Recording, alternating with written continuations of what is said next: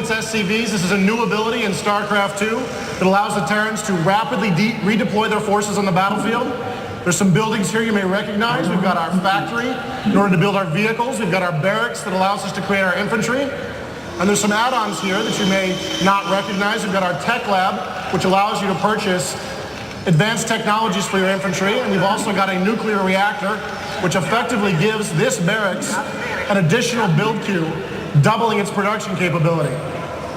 Now, what's special about these add-ons, it's a little different from the original StarCraft, is they're interchangeable, not only from building to building, like these barracks, but I can also lift off this barracks and land its factory in its place. And once it's in position, this factory has all the advantages of that tech lab. They can purchase all kinds of vehicle upgrades, and I can purchase all of the advanced vehicles from that factory. Now, base defense are still very important to the Terrans. We've got our bunkers here, which you can see, which we'll go ahead and load up with our Marines.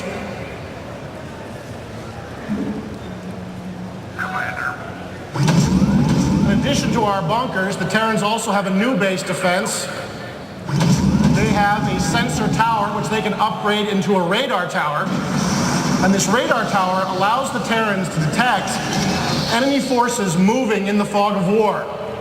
This allows the Terrans to have advanced knowledge of enemy movements, to detect enemy ambushes, and to redeploy to meet new enemy threats.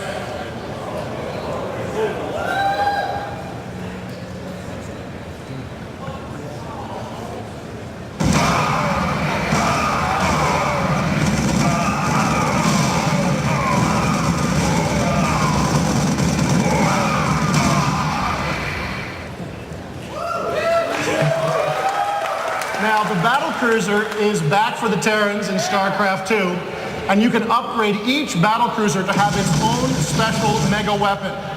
The Yamato cannon remains a popular choice. It allows the battlecruiser to do significant damage to single enemy targets.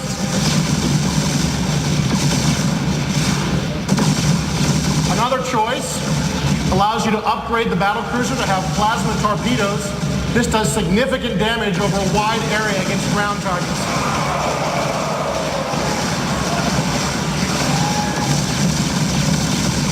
There's a lot of battlecruisers approaching our base there. We're going to need to bring in our Vikings. This is a new tactical fighter.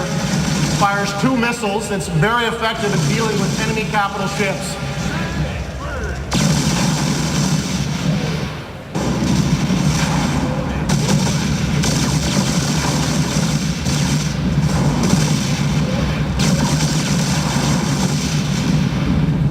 The Viking also has a special assault mode. He can morph himself into a ground unit to engage enemy forces from the ground, and this gives the Viking a lot of tactical flexibility. You can imagine all of the different ways you might use this on the battlefield. You can use it to avoid enemy aircraft fire, or you can use it to make sudden and surprise attacks on enemy bases. So we're going to take our Vikings, and we're going to fly north here and look for the enemy base, and once we found it, we're going to morph into our ground form and continue the battle on the ground.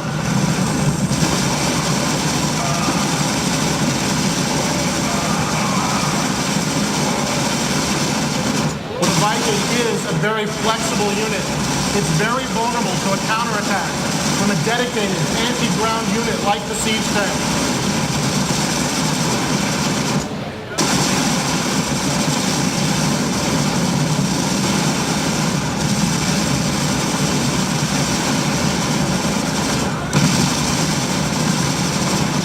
Vikings just can't stand up to that kind of firepower, and we're going to have to lift off in order to escape.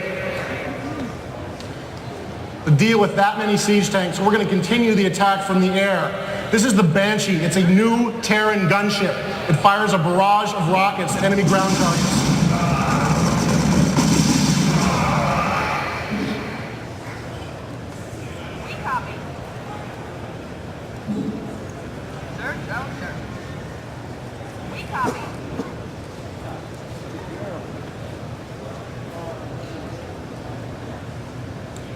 Now, the Banshee has no air-to-air capabilities, but it can be extremely dangerous against units like these siege tanks that can't really get away or return fire.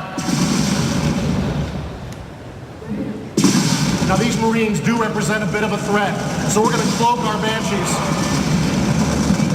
and move away, and these Marines are going to foolishly cluster up, which is exactly what you don't want to do against the area effect attack of the Banshee.